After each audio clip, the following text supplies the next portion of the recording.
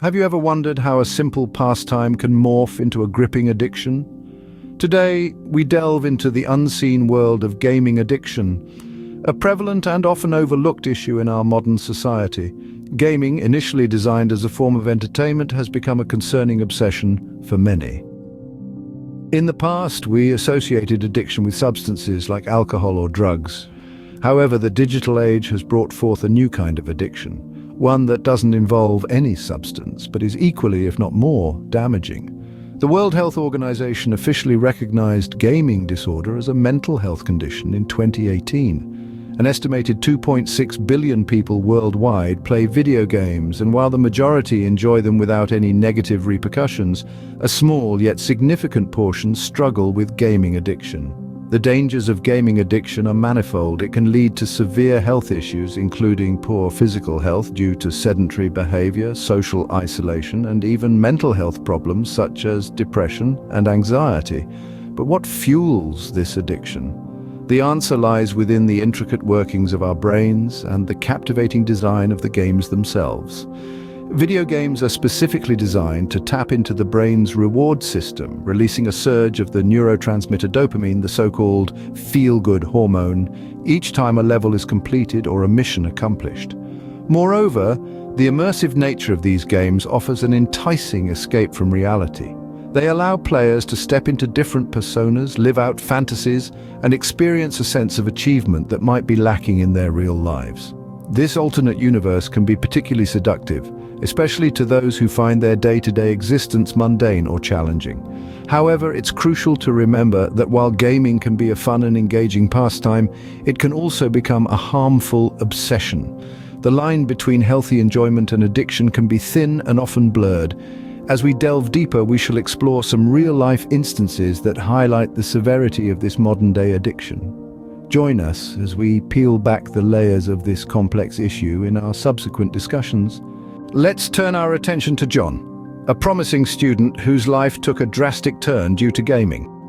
John was an exemplary student, brimming with potential. He was known for his keen intellect and sharp wit, but then he discovered the world of gaming, a realm where he could be anyone, do anything, and achieve everything. The allure of this digital domain was irresistible. As John began to delve deeper into this realm, the line between reality and the virtual world started to blur.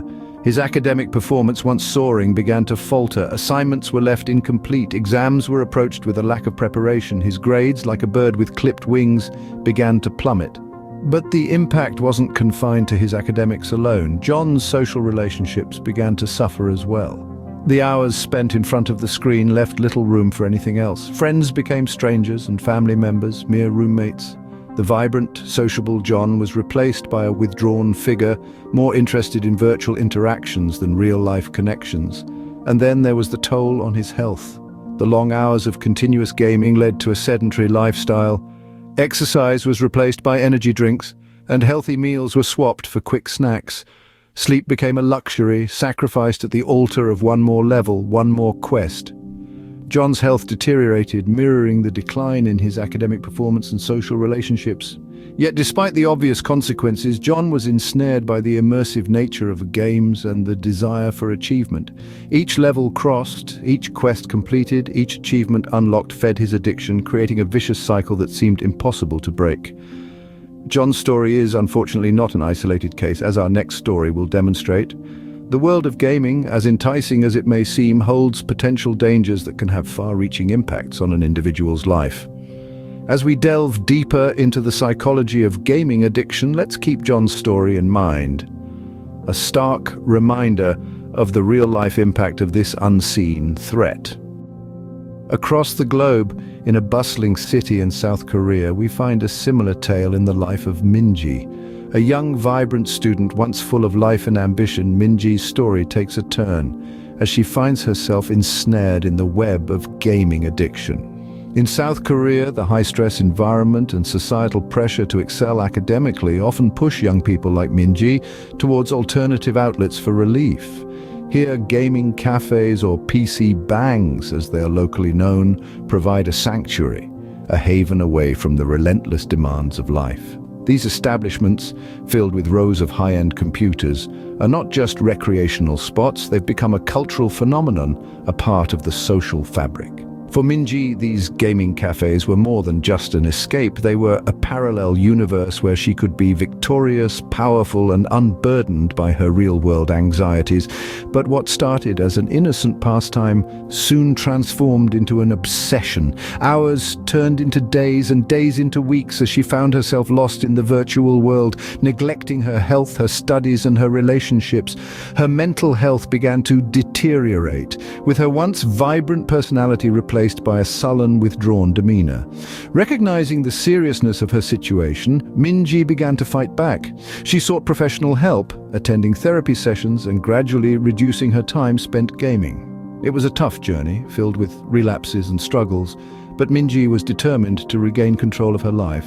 Her story is not unique. It's a reflection of a global phenomenon, a testament to the power of gaming addiction that transcends geographical boundaries, cultural differences, and socio-economic statuses. It's a stark reminder of the need for awareness, for understanding, and for strategies to combat this unseen threat. As we can see, gaming addiction knows no borders, affecting individuals from all walks of life. But what exactly is happening inside the brain of a gaming addict? Let's delve into the intriguing world of psychology to understand this phenomenon. When someone plays a game and experiences a win or any form of achievement, it triggers the release of a chemical in the brain called dopamine. This neurotransmitter is associated with feelings of pleasure and satisfaction. Imagine that you're playing a game and you've just defeated a challenging boss or completed a difficult level. That rush of accomplishment you feel, that's dopamine at work. It's your brain's reward system in action, a primal mechanism that rewards survival-promoting behaviors with feelings of pleasure. Now, the interesting part is how games are designed to exploit this very mechanism. Game developers often use a concept known as operant conditioning. This is a method of learning that employs rewards and punishments for behavior. Consider this: in a game, you're given a task. When you complete it, you are rewarded. This could be in the form of points, access to new levels, character upgrades, or even simple positive feedback. This reward encourages you to repeat the behavior, in this case playing the game, but it's not just about rewards. Games also use punishments to influence behavior. For instance, losing a life, dropping a level, or negative feedback when a task isn't completed correctly. It's this delicate balance of reward and punishment that keeps players hooked, always striving for that next dopamine hit. Moreover, the unpredictable nature of these rewards and punishments, often referred to as variable ratio reinforcement, adds another layer to the addictive potential of games. You never know when the next reward will come, so you keep playing, hoping that the next move will be the winning one. So you see, gaming addiction isn't just about lack of self-control or discipline. It's a complex interplay of psychological principles and our brain's inherent reward system. Understanding the psychological mechanisms at play is the first step towards addressing gaming addiction. Armed with this understanding, how can we mitigate the risks and help those struggling with gaming addiction? Let's delve into some strategies that can make a significant difference. First off, cognitive behavioral therapy, or CBT, a psychological treatment that has proven effective for a range of problems, including gaming addiction. CBT works by helping individuals to recognize and change unhelpful patterns of thinking and behavior.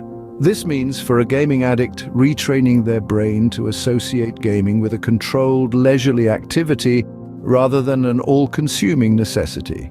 Next, it's important to establish healthy gaming habits. This could mean setting strict time limits for gaming, ensuring it doesn't encroach upon other aspects of life like work, education, and relationships. It could also mean encouraging a diverse range of activities beyond the screen, such as outdoor sports, reading, or other hobbies. This helps to create a balance and prevent gaming from becoming the sole focus of one's life. Now, let's talk about the role of support networks. Humans are social creatures, and we often rely on others for strength and encouragement. For someone grappling with gaming addiction, the support of friends, family, or a dedicated support group can be a lifeline. These networks can provide understanding, encouragement, and accountability, making the journey to recovery less daunting. In some cases, professional help might be necessary. Psychologists and therapists trained in addiction can provide invaluable guidance and treatment plans tailored to the individual's needs. Remember, it's not about demonizing gaming, it's about promoting healthy, balanced engagement with it. Gaming can be a wonderful way to unwind, socialize, and even learn, but like any good thing, it becomes problematic when it's taken to extremes. Lastly, it's important to foster a culture of understanding and compassion around gaming addiction. Stigma and judgment can often be barriers to seeking help. By treating it with the same seriousness as any other addiction, we can ensure that those struggling feel seen, heard, and supported. It's essential to remember that help is available and recovery is possible. Gaming should be a source of joy, not a cause of distress. Gaming addiction is a real and potent issue in today's digital age. We've journeyed through the unseen threat it represents, explored its real-life impact, and touched upon its global prevalence. It's clear that this issue is far from being a mere hobby gone awry. It's a complex psychological phenomenon that needs our attention. The allure of virtual worlds, the dopamine rush of in-game achievements, and the sense of belonging in online communities, these are all factors that make games addictive. But they are also the key to understanding and addressing the problem. By recognizing these psychological underpinnings, we can develop strategies to manage and mitigate the risks associated with gaming addiction. Just as we've learned, the first step towards change is awareness. By understanding and acknowledging the risks, we can turn the tide on gaming addiction. Remember, the first step towards change is awareness. Thank you for taking the time to broaden yours today.